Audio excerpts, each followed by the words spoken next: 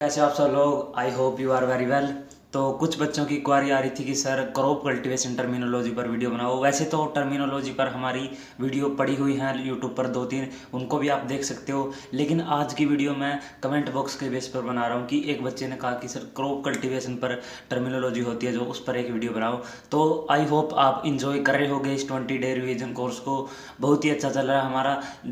Daily तो मेरी video नहीं आ रही, लेकिन मैं जितना जल्दी हो सकता है मैं अपलोड करने की सोच रहा हूँ। तो आप इसको एंजॉय करते रहिए। आई होप आपने पिछली वीडियोस देख ली होंगी, अगर नहीं देखी है तो उनको भी देख लीजिए। प्लेलिस्ट में जाकर आप चेक कर सकते हो। बीएससी एग्रीकल्चर 2020 के नाम से हमारी प्लेलिस्ट है तो उस पर आप जाकर तो उस पर जाकर आप उसको चेक कर सकते हो। जी हाँ, मैं हूँ चेतन, आप देख रहे हो गुरुकुल ऑनलाइन। तो चलिए वीडियो शुरू करते हैं विदाउट वेस्टिंग आवर टाइम। ठीक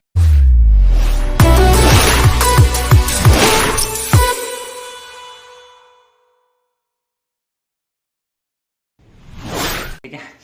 तो सबसे पहले चलते हैं, हम बात करते हैं कि आप हमारे टेलीग्राम ग्रुप पर भी हमसे जुड़ सकते हो, जो हमारा ऑफिशियली टेलीग्राम ग्रुप है। और जो ये वीडियो है उसके पीडीएफ आप वहाँ से डाउनलोड कर सकते हो। देखो मैंने यहाँ पर पीडीएफ भी डाला हुआ है। पिछली वीडियो जो पार्ट 1 था बीएससी एग्रीकल्चर प्रीवियस क्वेश्चंस का, तो उसका पीडीएफ मैंने यहाँ पर डाला हुआ है। तो टेलीग्राम ग्रुप को आप ज्वाइन कर लेना। सबसे पहले आपको क्या करना है, टेलीग्राम ऐप डाउनलोड करनी है। डाउनलोड करने के बाद आपको यहाँ पर कोचिंग एग्री सर्च करना है, या जो लिंक मैं डिस्क्रिप्शन बॉक्स में दूंगा उस पर सिंपल क्लिक करना है और आप पहुंच जाओगे हमारे इस चैनल पर। और वहां जाकर आपको ज्वाइन कर लेना है, और ज्वाइन करने के बाद आप वहां से पीडीएफ डाउनलोड कर सकते हो। ये था हमारा पहला चैनल। अब अगर ये ना मिले तो इस चैनल पर भी आपको यहाँ के पीडीएफ मिल जाएंगे। तो इस चैनल पर भी आप यहाँ पर ढूंढ सकते हो, गुरुकुल ऑनलाइन 23। ये हमारा दूसरा चैनल है। ठीक है। तो अगर इस पर भी ना मिले पीडीएफ तो अब हमारा जो फेसबुक का पेज है उस पर आपको ज़रूर मिल जाएगा। ठीक है। तो मैंने ऐसे इसलिए 2-3 चीज़ें बनाई हुई है, ताकि अगर एक पर मैं भूल जाऊँ अपलोड करना तो दूसरे पर आसानी से आपको मिल सके। तो ये दोनों चैनल, इनमें से जो आप बेसिकली अगर आप लोग पूरी तरह एग्रीकल्चर पर फोकस हो तो इस ग्रुप को तो आप ज्वाइन करना ही करना है आपको। ठीक है। अगर आपको और चीज़ें भी जाननी है, जैसे कि नीट से रिलेटेड, एम्स, जिपमर, अलग अलग जो एंट्रेंस एग्जाम होते हैं मेडिकल के, ठीक है, अगर उनके बारे में भी आपको थोड़ा स्टडी मटेरियल चाहिए तो आप गुरुकुल ऑनलाइन 23 को आप ज्वाइन कर सकते हो। ठीक है। तो इन सभी का लिंक जो है डिस्क्रिप्शन बॉक्स में आपको मिल जाएगा, घबराने की जरूरत नहीं है। ठीक है। इंस्टाग्राम पर आप हमें फॉलो कर सकते हो, आप हमें लाइक कर सकते हो। इंस्टाग्राम पर हमारी प्रोफाइल है कोचिंग एग्री के नाम से। तो सभी का लिंक मैं बता रहा हूँ, इंस्टाग्राम का, फेसबुक का, टेलीग्राम का, सभी चीज़ जितने भी मेरे सोशल मीडिया प्लेटफॉर्म है उनका सभी का लिंक डिस्क्रिप्शन बॉक्स में दे दिया है, वहाँ जाकर आप चेक कर सकते हो। तो ये इंस्टाग्राम पर भी आप हमें मैसेज कर सकते हो, पर्सनली मैसेज कर सकते हो, कोई दिक्कत नहीं है। ठीक है।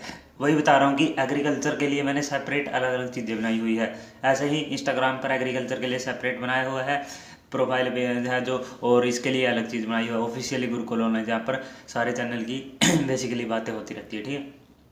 उसके बाद मैंने बताया कि फेसबुक पर आप हमसे जुड़ सकते हो। तो कोचिंग एग्री के नाम से हमारा ये पेज है, इसको आप लाइक कर सकते हो। यहाँ पर तरह तरह के आपको यहाँ पर पीडीएफ मिल जाएंगे, आपको यहाँ पर स्टडी मटेरियल मिल जाएगा। तो आप जाकर इसको विजिट जरूर करना। सभी के पास होती है फेसबुक, हर एक मोबाइल में पहले से ही डली आती है। तो आपको इंस्टॉल करने की ज़रूरत नहीं है, आपको सिंपल सर्च करना है, वहाँ पर जाकर लाइक करना है, और वहाँ पर जाकर अपना जो भी काम करना है डाउनलोड करना है। ऐसे ही हमने गुरुकुल ऑनलाइन का बनाया हुआ है पेज, ठीक है, फेसबुक पर। तो इसको भी आप क्या कर सकते हो, लाइक कर सकते हो। और बस ज़्यादा कुछ नहीं बोलूँगा, यही है कि आपको भी यहाँ पर स्टडी मटेरियल मिल जाएगा। ठीक है। अगले हैं, देखते हैं। अब अगर आप देखो एग्रीकल्चर वालों के लिए तो ये है नहीं, लेकिन जो बेसिकली जो जेई नीट, ठीक है, एम्स, उसकी प्रिपरेशन करता है उनके लिए है ये ग्रेड अप। एक यहाँ पर मैं किसी ऐप का प्रमोशन नहीं कर रहा हूँ। ग्रेड अप को आप क्या कर सकते हो, यहाँ पर इंस्टॉल कर लेना अपने मोबाइल में, और उसके बाद मेरी प्रोफाइल पर जाकर मुझे फॉलो कर लेना। वहाँ पर भी मैं अलग अलग नीट, एम्स, IIT जेई, अलग अलग ट्रिप्स, केमिस्ट्री की, फिजिक्स की, ठीक है, बायोलॉजी की, अलग अलग जितने भी आपके पैरामेडिकल एंट्रेंस होते हैं उनकी ट्रिक वगैरह मैं यहाँ पर डालता रहता हूँ। और यहाँ पर भी आपको स्टडी मटेरियल मिल जाएगा, तो मुझे फॉलो करना मत भूलना। ठीक है। तो आगे चलते हैं। देखिए, तो हमारा मेन कंटेंट अभी आया है, हमारी मेन वीडियो जिस पर हम चर्चा करने वाले हैं। तो जी देखो, क्रॉप कल्टीवेशन टर्मिनोलॉजी। देखो टर्मिनोलॉजी एक बहुत ही इंपॉर्टेंट टॉपिक हो जाता है एग्रीकल्चर के पॉइंट ऑफ व्यू से। ठीक है। अगर आपको टर्मिनोलॉजी नहीं पता तो मतलब आपके बेसिक नहीं क्लियर है। ठीक है। तो टर्मिनोलॉजी आपको जानना बहुत ज़रूरी है। वैसे तो टर्मिनोलॉजी की मैं बता रहा हूँ वीडियो 2-3 पई हुई हैं, लेकिन अभी करंटली मैंने पीडीएफ के फॉर्म में इसको बनाया है, तो आप इसको देख सकते हो। यहाँ पर अलग अलग आपके लिए अच्छी अच्छी स्लाइडें रखी हुई है। ठीक है। तो सबसे पहले हम बात करते हैं। देखो सबसे पहले है हमारी एग्रोनॉमी। एग्रोनॉमी का मतलब, अब देखो AGRI, जहाँ पर भी एग्रो मतलब एग्रीकल्चर से रिलेटेड है ये, ठीक है। The science of crop production and soil management, ठीक है, उसी को बोलते हैं हम एग्रोनॉमी। एक होती है एग्रीकल्चर, एग्रीकल्चर में और एग्रोनॉमी में डिफरेंस है, ठीक है। एग्रोनॉमी एक एग्रीकल्चर का पार्ट है, ठीक है, जहाँ पर हम बेसिकली क्रॉप कल्टीवेशन पर ज़्यादा ध्यान देते हैं, ठीक है। जैसे कि एग्रीकल्चर में एग्रोनॉमी भी इंक्लूड है, एंटोमोलॉजी भी इंक्लूड है जिसको हम इंसेक्ट की स्टडी बोलते हैं, ठीक है, पोमोलॉजी जिसको हम फ्रूट साइंस बोलते हैं, ओलैरिकल्चर जिसको हम वेजिटेबल साइंस बोलते हैं। ये सारी चीज़ें किसमें इंक्लूडेड है, एग्रीकल्चर में इंक्लूडेड है, ठीक है। एग्रोनॉमी एक पार्ट है एग्रीकल्चर का। अगली देखते हैं हम, अगला है वो एनुअल प्लांट। एनुअल प्लांट किसको बोलते हैं, अभी आपने सुना होगा, एक एनुअल होता है, एक बाइनल होता है, एक पेरिनियल होता है। एनुअल प्लांट वो होते हैं जो कि अपनी लाइफ साइकिल को 1 ईयर में या उससे कम अपनी लाइफ साइकिल को कंप्लीट कर लेते हैं। यानी कि कौन कौन से पार्ट, देखो, फ्लावरिंग 1 साल में हो जाएगी, फ्रूट सीड सब चीज़ें 1 साल में बन जाएगा। तो मैं पढ़ के सुना देता हूँ, a plant that complete its life cycle from seed to plant flower and new seed in 1 year or less, ठीक है। तो इस साइंस वाली बात नहीं है, ठीक है। अगली है एपायरी। एपायरी क्या होती है, colonies of bee in hives and other beekeeping equipment for the product. देखो अभी आपने देखा होगा, कई बार आप जाते हो सफ़र करते हो तो आपने कई बार देखा होगा कि वो बॉक्स टाइप में रहते हैं रखे हुए, वो क्या होते हैं, वो बेसिकली एपायरी ही होती है। एपायरी मतलब कि बी की कॉलोनी, या तो नेचुरल हाइव में या आर्टिफिशियली हाइव में, जो मैं बता रहा हूँ बॉक्सीज में, तो उसको बोलते हैं एपायरी, जहाँ पर हनी का प्रोडक्शन होता है। अगला देखते हैं हम क्रॉप कल्टीवेशन टर्मिनोलॉजी में, अगले देखते हैं हम ब्रॉडकास्टिंग, सीड ब्रॉडकास्टिंग।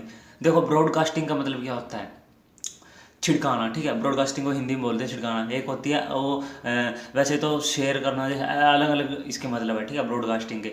तो यहाँ पर इंग्लिश में देखो क्या लिखा हुआ है, random scattering of seed over the surface of ground, ठीक है। रैंडमली, एक तो हम बिजाई करते हैं अपने हाथ से, ठीक है, एक होता है हम रैंडमली ऐसे छिड़क दें, उसको बोलते हैं हम ब्रॉडकास्टिंग, ठीक है। If the seed is to be covered this is done. देखो अगर हम रैंडमली अपने हाथों से ऐसे फेंक रहे हैं, जैसे कि आप यहाँ पर डायग्राम में देख रहे हो, पिक्चर में देख रहे हो कि ये रैंडमली इनको ऐसे छिड़क सा रहा है, ठीक है, तो ये होती है ब्रॉडकास्टिंग। अगर आपको एक एक करके लगाना तो स्पाइक टूथ हैरो से भी आप वहाँ पर लगा सकते हो अगर सीड कवर्ड है, ठीक है।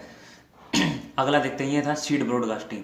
सीड ब्रॉडकास्टिंग के बाद आज हम बात करते हैं कैश क्रॉप। कैश क्रॉप क्या होती है, any crop that is sold off the farm to yield ready. यानी कि कोई ऐसी क्रॉप, जैसे कि आप यहाँ पर देख रहे हो पिक्चर में, यहाँ पर गन्ने की कटाई हो रही है। गन्ने की कटाई होने के बाद ये तो है नहीं कि सारा का सारा गन्ना आप घर लेके जाओगे, आप खाओगे, ठीक है, सारा का सारा तो नहीं लेके, थोड़ा बहुत लेके जाओगे, ठीक है। तो अभी जितना गन्ना बचेगा उसको आप कहाँ दोगे, गन्ने मिल में, शुगर मिल में दोगे, ठीक है। तो उससे क्या मिलेगा, आपको पैसा मिलेगा, कैश मिलेगा, ठीक है। तो उसी को बोलते हैं कैश क्रॉप, जिससे आपको रेडी कैश मिले, ठीक है। जिसको मतलब जैसे कि अब इसमें और भी एग्जांपल आ जाते हैं कैश क्रॉप में। शुगर केन मैंने बता दिया आपको, आपका टी भी एक कैश क्रॉप है, ठीक है।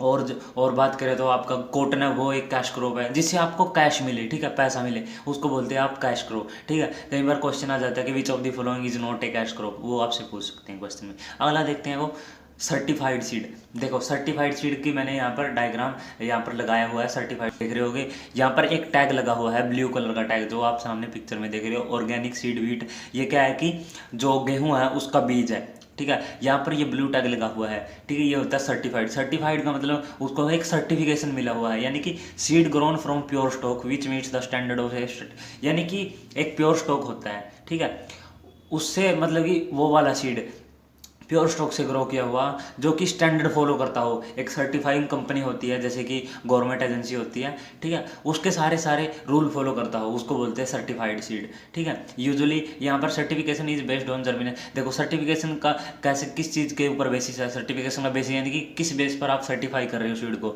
जर्मिनेशन के बेस पे, कि उसकी वीड, उसमें कितने वीड आ रहे हैं, ठीक है, डिजीज रेजिस्टेंस कितना है वो, ठीक है, ट्रूनेस टू वैरायटी, वैरायटी में कितनी ट्रूनेस है, ठीक है, कितनी उसमें, उस हिसाब से यहाँ पर सर्टिफिकेशन दिया जाता है, ठीक है। एक तरह से जैसे कि आपको कोई सर्टिफिकेट मिलता है ना, तो आप क्या होता है, आपके पास वो प्रूफ होता है सर्टिफिकेट, तो ऐसे ही लगा लो कि इनको एक सर्टिफिकेट दिया जाता है सीड को कि हाँ भाई इसमें ये चीज़ें हैं, तो ये होता है सर्टिफाइड सीड। सर्टिफाइड सीड वैसे तो महंगा होता है, ठीक है। आगे चलते हैं हम, आगे है सीड साइंस, भी एक बहुत ब्रॉड आपका सब्जेक्ट है। तो आगे है हमारा फर्टिलाइज़र में सबसे हमारे आती है कंप्लीट फर्टिलाइज़र, ठीक है। कंप्लीट फर्टिलाइजर का मतलब क्या है, a fertiliser containing 3 macronutrient nitrogen potassium phosphorus in sufficient amount. देखो कंप्लीट फर्टिलाइजर वो फर्टिलाइजर होता है कि जिसमें किस सारे मतलब जो 3 एसेंशियल न्यूट्रिएंट होते हैं, देखो मैक्रोन्यूट्रिएंट जैसे कि नाइट्रोजन फॉस्फोरस और पोटेशियम, ये 3 मेन होते हैं, ठीक है। तो एक ऐसा फर्टिलाइजर जिसमें तीनों हो उसको बोलते हैं हम एक कंप्लीट फर्टिलाइजर। अगर इसमें से एक की भी एब्सेंस हो, जैसे कि यहाँ से फॉस्फोरस निकाल दिया जाए, तो वो इनकम्प्लीट हो जाएगा, ठीक है। और वो सफिशिएंट हो प्लांट ग्रोथ के लिए, ठीक है, सस्टेन टू प्लांट ग्रोथ, ठीक है, सफिशिएंट होना चाहिए। अगला देखते हैं हम, ये था कंप्लीट फर्टिलाइजर। अगला है वो है कंपोस्ट। कंपोस्ट क्या होती है यार, ये तो सभी को पता है। यहाँ पर आप पिक्चर में देख रहे हो, यहाँ पर कंपोस्ट की पिक्चर मैंने लगाई हुई है, खाद जिसको बोलते हैं, ठीक है। ऑर्गेनिक रेजिड्यू और a mixture of organic residue, यानी कि ऑर्गेनिक रेजिड्यू या उसका मिक्सचर एंड सोयल के साथ उसका मिक्सचर ऑर्गेनिक रेजिड्यू, ठीक है, which have been piled moisture and allowed to undergo, यानी कि बायोलॉजिकल डिकम्पोजिशन से बनाई जाती है जो ये खाद। मिनरल फर्टिलाइजर समटाइम्स एडिड, कई बार इसमें मिनरल फर्टिलाइजर भी ऐड कर दिए जाते हैं। तो ये होती है कंपोस्ट, ठीक है, ये कंपोस्ट होती है। और एक होती है ह्यूमस। ह्यूमस एक अलग चीज़ होती है। ह्यूमस होती है जो सॉइल की ऊपर वाली लेयर होती है, उसको बोलते हैं ह्यूमस। और कंपोस्ट होती है, कंपोस्ट माइक्रोबियल मतलब डिग्रेडेशन से बनाई जाती है, ऑर्गेनिक रेडियो, जैसे कि पत्ते वगैरह कई बार पेड़ों से गिर जाते हैं, और जितनी भी सारी कंपोस्ट आपको, ये तो इतना आसान वर्ड है कि ये तो आपको समझ गए होंगे, ठीक है। अगला है क्रॉप रोटेशन। क्या होती है क्रॉप रोटेशन? अब रोटेशन का मतलब क्या होता है? घूमना किसी चीज़ का, ठीक है। क्रॉप रोटेशन का मतलब है जैसे कि मोर और less regular recurrent succession of different crop on the same land for the purpose of, देखो क्रॉप रोटेशन का मतलब कि एक फसल ना लगाकर अलग अलग टाइप की फसल लगाई जाए, यानी कि रोटेट की जाए फसलों को, ठीक है। उससे क्या होगा कि जो सोइल की फर्टिलिटी है वो भी कम नहीं होगी, ठीक है। ऊपर से आपको एक साल में 2 से 3 फसलें आपको मिल जाएगी। तो यही होता है कि रोटेट करके क्रॉप को उगाना, इसको बोलते हैं डिफरेंट क्रॉप को उगाना, ठीक है, सेम लैंड पर, ठीक है, एक ही ज़मीन पर। जैसे कि एक ही ज़मीन पर आप क्या क्या लगा लेते हो, आप चावल भी लगा लेते हो, आप धान मतलब वीट भी लगा लेते हो, आप शुगर केन भी लगा लेते हो, आप कई बार मक्का भी लगा लेते हो, ठीक है। तो कई बार मूंग भी बो देते हैं। तो क्या होता है कि सॉइल की फर्टिलिटी को मेंटेन करने के लिए होता है, क्योंकि एक टाइम के बाद सॉइल की जो फर्टिलिटी है वो कम होने लगती है, क्योंकि न्यूट्रिएंट्स क्या होते हैं वो ज़्यादा ऑब्जॉर्व होने लगते हैं, प्लांट ज़्यादा ऑब्जॉर्व करने लगते हैं, ठीक है। अगला है ड्रेनेज। ड्रेनेज का मतलब क्या है? देखो कितने आसान से वर्ड है, ठीक है। ड्रेनेज का मतलब है removal of excess surface water और excess water from within the soil by means of surface और सब सरफेस ड्रेन्स, ठीक है। सब सरफेस और सरफेस, यार मेनली कि ज़्यादा वाटर को हटाना, उसी को बोलते हैं ड्रेनेज, अगर सादी भाषा में बोले तो, ठीक है, एक्सेस वाटर को हटाना सॉइल सरफेस से, ठीक है। अगला है वो है फील्ड कैपेसिटी। अब देखो फील्ड कैपेसिटी का मतलब क्या होता है कि देखो अगर आपने पहले कभी उसमें वाटर नहीं डाला है खेत में, ठीक है, पहली बार आप जैसे उसको इतना वाटर डालो कि खेत पूरी तरीके से हो जाए, ठीक है। The moisture content of soil in the field as measured 2 और 3 days after through wetting off, एक मिनट यार, हाँ अब ठीक है, अभी दोबारा से पढ़ता हूँ। The moisture content of a soil in the field as measure 2 और 3 days after a thorough wetting of well drained soil by rain और गिसन वाटर, ठीक है।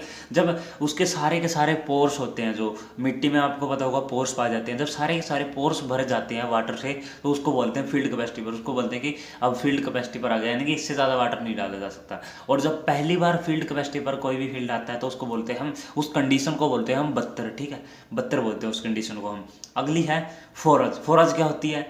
अभी देखो सबसे पहले इंग्लिश में बताता हूँ। वेजिटेबल मैटर फ्रेश और प्रेजर्ड which is gathered and feed to animal as रेफेज, जैसे कि अल्फाल्फा है। यार फोरज वही होती है कि जैसे कि कोई वेजिटेबल मैटर हो गया, कोई फ्रेश, ठीक है, कोई फीड हो गया, वो सारी चीज़ें रफेज, जैसे कि अल्फा है, साइलेज वगैरह वगैरह जितने भी है क्रॉप होती है, ये जैसे कि भूसा वाली चीज़ें होती है, वो सारे उसको हम फोराज बोलते हैं, ठीक है। फोरेज जो भी बोल दो यार आप, ऐसे प्रोनाउंसिएशन से कोई फर्क नहीं पड़ता, आपको कंसेप्ट क्लियर होना चाहिए, ठीक है। तो ये होती है फोरेज, ठीक है। अगली है वो है, अभी आप ट्रैक्टर का डायग्राम देख रहे होंगे, ग्रीन मैन्योर। ग्रीन मैन्योर बहुत ही मतलब बहुत ही इंपॉर्टेंट हो जाती है सॉइल फर्टिलिटी को मेंटेन करने के लिए। ग्रीन मैन्योर क्या होती है? हरी खाद, ठीक है, नेचुरल खाद भी बोल सकते हो, ठीक है। अगली है देखो, एनी क्रॉप और plant grown and ploughed under to improve the soil by addition of organic matter and the subsequent release of plant nutrients specially nitrogen, ठीक है। ग्रीन मैन्योर बेसिकली किसके लिए की जाती है? वो स्पेशली नाइट्रोजन की क्वांटिटी को इंक्रीज करने के लिए आपको खेत में उगाई जाती है। देखो ग्रीन मैन्योर क्या होती है कि ग्रीन प्लांट्स ऐसे पहले खेत में लगा देते हैं, उसके बाद उनके ऊपर, जैसे यहाँ पर आप पिक्चर में देख रहे हो, उनके ऊपर ट्रैक्टर वगैरह चला देते हैं, हैरो वगैरह चला देते हैं, ताकि जो प्लांट है उसका जितना भी सारा ऑर्गेनिक कंटेंट है वो सारा सॉइल में मिक्स हो सके। ठीक है। राइस में कई बार राइस से पहले करते हैं ढैंचा वगैरह, ठीक है। अभी यहाँ पर देखो ना, ढैंचा जो होता है सनहप जिसको बोलते हैं हम, उसको उसको लगा के उसके ऊपर ट्रैक्टर चलाया जा रहा है, और उसके बाद इसमें कुछ भी आप बो सकते हो, गेहूँ हो गया, चावल हो गया, कुछ भी बो सकते हो, ठीक है। तो ये होती है ग्रीन मैन्योर, हरी खाद, ठीक है। इसमें आप ढैंचा भी लगा सकते हो, आप नीम भी लगा सकते हो, ठीक है। हरी खाद भी, ग्रीन मैन्योर भी कई टाइप की होती है, ठीक है। इन सीटू, एक्स सीटू, वो एक अलग बात है, ठीक है, अलग टॉपिक है, वो हम कभी बात करेंगे, ठीक है। तो ग्रीन मैन्योर यही होती है कि सॉइल की जो फर्टिलिटी है उसको मेंटेन करने के लिए ग्रीन मैन्योर, ठीक है, हरी खाद। अगली है लीचिंग। लीचिंग क्या होती है? The process of removal of soluble material by the passage of water through soil. देखो, लीचिंग का मतलब होता है कि एक ऐसा प्रोसेस जिससे कि जो सोल्यूबल मटेरियल जैसे कि आपके इनऑर्गेनिक न्यूट्रिएंट्स होते हैं, ठीक है, सोल्यूबल होते हैं जो वाटर में, उनका क्या होना कि रिमूवल होना, soluble from the passage through soil, water के थ्रू उनका नीचे जाना, ठीक है, उसको बोलते हैं लीचिंग, ठीक है। लीच कर जाते हैं वो, the process of removal of water through soil जाना, ठीक है, कई बार डीप में चले जाते हैं, उसको बोलते हैं लीचिंग, ठीक है। अगली है नेमेटोड। नेमेटोड क्या होता है? देखो, नेमेटोड जैसे कि आपने सुना भी होगा इस वर्ड को पहले, soil worms of microscopic size, जैसे कि ऐसे वॉर्म्स जिनको हम नेक्ड आई से नहीं देख सकते, माइक्रोस्कोपिकली है वो नेमेटोड, ठीक है। आपने पढ़ा भी होगा, नेमेटोडा ग्रुप होता है एनिमल किंगडम में, ठीक है। ये ऑर्गेनिज्म क्या करते हैं? दीज ऑर्गेनिज्म में अटैक द रूट को भी अटैक कर सकते हैं, अदर स्ट्रक्चर को, जैसे प्लांट को एक्सटेंसिव डैमेज की यूज करते हैं ये प्लांट काफ़ी, ये मतलब इनको रिमूव करना काफ़ी कई बार क्या हो जाता है, डिफिकल्ट हो जाता है। नेमेटोड प्लांट में कई पैथोजन होते हैं जो नेमेटोड होते हैं, ठीक है। अगली देखते हैं न्यूट्रिएंट क्या होता है? देखो, न्यूट्रिएंट के बारे में अब कई लोग कुछ और बोल रहे हैं, ठीक है। सबसे पहले आप डेफिनेशन के बारे में बात करते हैं। न्यूट्रिएंट एक केमिकल एलिमेंट और compound that is essential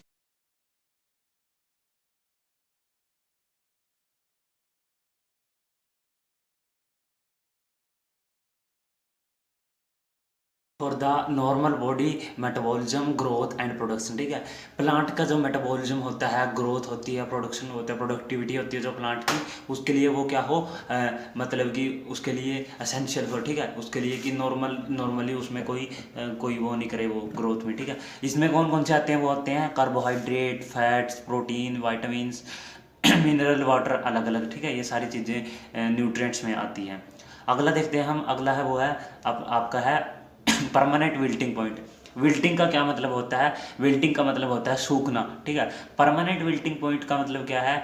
that point eight which A plant is dried, जहाँ पर प्लांट ड्राई हो जाता है, सो बैडली बुरे तरीके से ड्राई हो जाता है, that even do put into a humid atmosphere water it will no longer, यानी कि प्लांट इतना ज़्यादा सूख जाता है कि अगर उसको आप मतलब कि ऐसे एनवायरनमेंट में रखोगे जैसे कि ह्यूमिड एनवायरनमेंट जहाँ पर ह्यूमिडिटी हो, या वाटर में रखोगे, तो वो तब भी रिकवर नहीं कर पाएगा उस चीज़ को, ठीक है। उसको बोलते हैं परमानेंट विल्टिंग बॉडी, यानी कि यार अब वो परमानेंटली सूख चुका है, अब कुछ नहीं हो सकता उसका, कितना ही आप उसको वाटर दे लो, कितना ही आप उसको मिनरलाइज वाटर दे लो, अलग अलग टाइप के कितनी आप उसमें कंपोस्ट डालो, उसका कुछ नहीं हो सकता, ठीक है।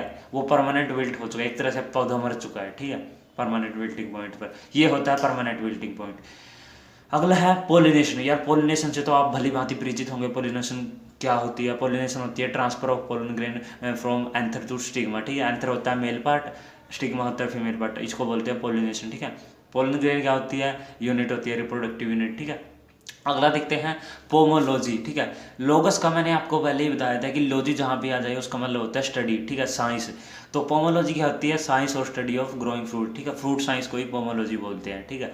अब ये तो इसमें तो कोई रॉकेट साइंस नहीं है। अगला देखते हैं प्रोडक्टिव सॉइल। प्रोडक्टिव सॉइल का मतलब क्या है? Productive soil a soil in which the chemical, physical, biological condition are favourable for the economic production of the crop suited to a particular area, यानी कि एक ऐसी soil in which chemical, physical, biology condition, यानी कि chemical भी, physical भी और biology condition भी फेवरेबल हो, ठीक है, ताकि इकोनॉमिकली तरीके से क्या कर सके, हम उसमें क्रॉप उगा सकें, इन्हें पर्टिकुलर टू ए पर्टिकुलर है उसको बोलते हैं। यानी कि एक ऐसी सॉइल जिसमें हम अच्छे तरीके से क्रॉप प्लांट्स को हम उगा सकते हैं, उसमें फिजिकली कंडीशन भी उसकी ठीक है, बायोलॉजिकल कंडीशन भी ठीक है, उसमें अच्छी तरह से नाइट्रोजन है, न्यूट्रिएंट्स हैं, ठीक है। केमिकली यानी कि उसमें ज़्यादा एसिडिक नहीं है, मतलब न्यूट्रल तो नहीं बोल सकते, कई प्लांट क्या होती हैं कि एसिडिक सॉइल उनको ज़रूरी होती है, ठीक है। तो मतलब ऐसी सोइल जो मतलब एक प्लांट के लिए सूटेड हो, ठीक है, उसको बोलते हैं प्रोडक्टिव सोइल, जो कि एक प्लांट के प्रोडक्शन के लिए बहुत वो हो, मतलब जैसे कि अब आप समझ गए होंगे कि मैं क्या कहना चाहता हूँ, ठीक है।